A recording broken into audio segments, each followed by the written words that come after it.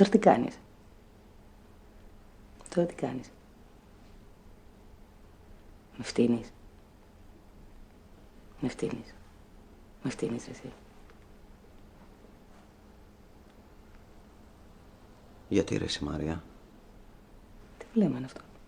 Τι? Ρε φίλε, ξέρεις τι λέει το βλέμμα σου?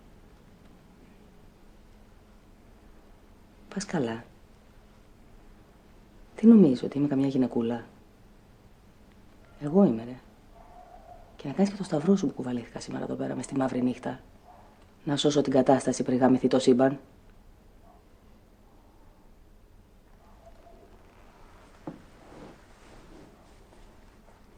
Τα παίρνω τώρα, ειλικρινά. Δηλαδή μέσα στη φυλακή τόσα χρόνια. Εσύ δεν δέθηκες μαζί του, ρε μαλάκα? Δεν δέθηκες. Τη ζωή σου σου σώσε. Του χρωστάς τη ζωή σου. Σε δένουν πράγματα με τον Λεωνίδα. Το νοιάζεσαι. Γι' αυτό ήρθα, γιατί αυτά που σου λέω πίστευα θα τα ακούσεις. Με ανοιχτό μυαλό, όχι με τη μαλακία που σε δέρνει τώρα. Και το βλέμμα αυτό το... και καλά. Πάμε παρακάτω, ρε Μαρία.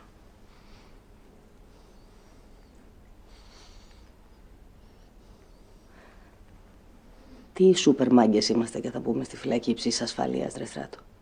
Τι σούπερ μάγκες είμαστε εμείς που δεν θα ανοίξει μύτη και θα την ανοίξουμε την τρύπα, βγάλουμε το Λεωνίδα, θα το γυρίσουμε σπίτι και όλα καλά και θα φύγουμε αγκαλιασμένοι στο ηλιοβασίλεμα. Δηλαδή θα ξεράσω τώρα. Πόσο μαλάκες είμαστε, ρε. Έχεις καταλάβει τι πάνε να κάνουμε?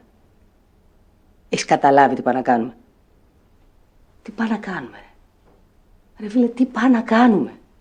Τι πάνε να κάνουμε? Σκέψου το. Σκέψου το, αν το σκεφτείς, ρε μαλάκα, θα κάνεις όχι ένα βήμα πίσω. Θα κάνεις στροφή και θα φύγεις τρέχοντας. Θα πεις να είσαι καλά, ρε μαράκι, που ήρθες εδώ πέρα και μου άνοιξες τα μάτια.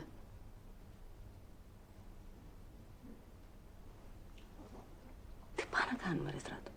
Τι πάμε να κάνουμε? Λογική έψου, σε παρακαλώ.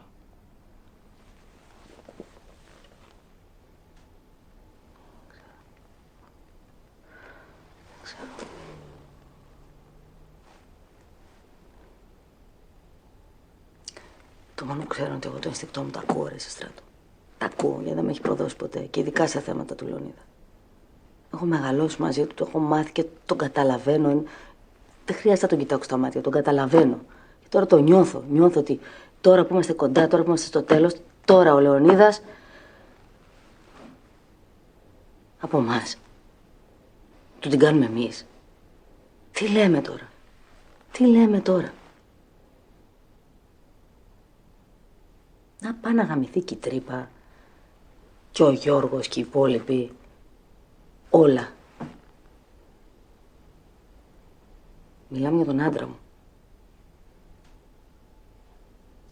Όλα να πάνε να γαμηθούν. Όλα. Όλα.